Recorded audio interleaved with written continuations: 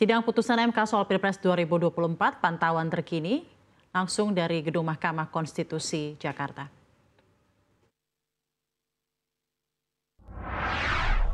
Menimbang bahwa terhadap dalil-dalil lain serta hal-hal lain tidak dipertimbangkan lebih lanjut karena dinilai tidak terdapat relevansinya.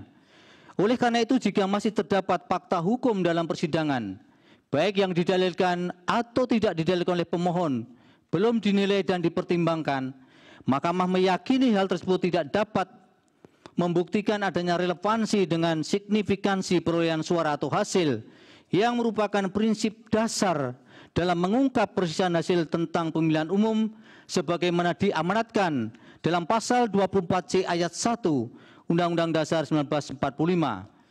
Dengan demikian, putusan yang dijatuhkan Mahkamah Aku adalah putusan yang dipandang telah tepat berdasarkan bukti-bukti dan fakta hukum dalam persidangan dan telah memenuhi prinsip-prinsip hukum dan keadilan sebagaimana dimaksud dalam pasal 24 ayat 1 Undang-Undang Dasar 1945. Konklusi, berdasarkan penilaian atas fakta dan hukum sebagaimana diuraikan di atas, Mahkamah berkesimpulan eksepsi termohon dan eksepsi pihak terkait berkenaan dengan kewenangan adalah tidak beralasan menurut hukum. Mahkamah berwenang mengadili permohonan Aku. Permohonan diajukan masih dalam tenggang waktu yang ditentukan oleh peraturan perundang-undangan. Pemohon memiliki kedudukan hukum untuk mengajukan permohonan Aku. Eksepsi termohon dan eksepsi pihak terkait berkenaan dengan pokok permohonan adalah tidak beralasan menurut hukum.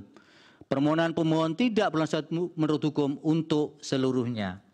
Berdasarkan Undang-Undang Dasar Negara Republik Indonesia tahun 1945, Undang-Undang Nomor 24 Tahun 2003 tentang Mahkamah Konstitusi, sebagaimana telah diubah terakhir dengan Undang-Undang Nomor 7 Tahun 2020 dan seterusnya dianggap dibacakan, amar putusan mengadili dalam eksepsi, menolak eksepsi termohon dan eksepsi pihak terkait untuk seluruhnya.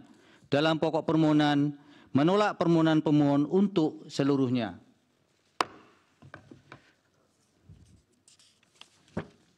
Pendapat berbeda terhadap putusan Mahkamah Konstitusi Aku, terdapat pendapat berbeda dissenting opinion sebagaimana dalam permohonan nomor 1, yaitu oleh Hakim Konstitusi Saldi Isra, Hakim Konstitusi Eni Nurbaningsih, dan Hakim Konstitusi Arif Hidayat sebagai berikut yang menurut kesepakatan para hakim yang bersangkutan dianggap dibacakan.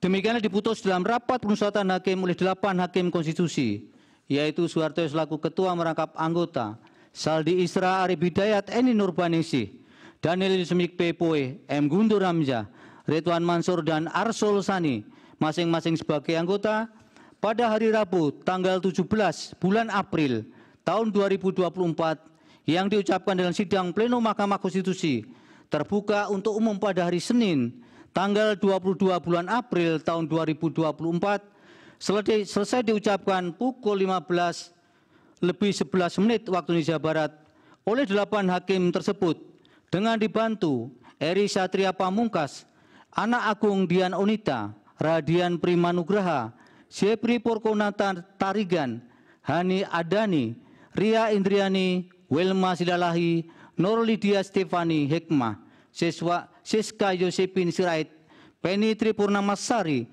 Akmari Narasika, dan Mukhtar Hati Saputra. Masing-masing adalah panitera pengganti pada Mahkamah Konstitusi dengan dihadiri oleh pemohon dan kuasanya, oleh termohon dan kuasanya, pihak terkait atau kuasanya, dan Badan Pengawas Pemilihan Umum. Demikian putusan yang diucapkan oleh Mahkamah pada hari ini untuk perkara nomor 1 dan nomor 2. Untuk salinan putusan akan dikirim oleh Mahkamah setelah putusan ini diucapkan atau selambat-lambatnya 2 hari kerja setelah putusan ini diucapkan.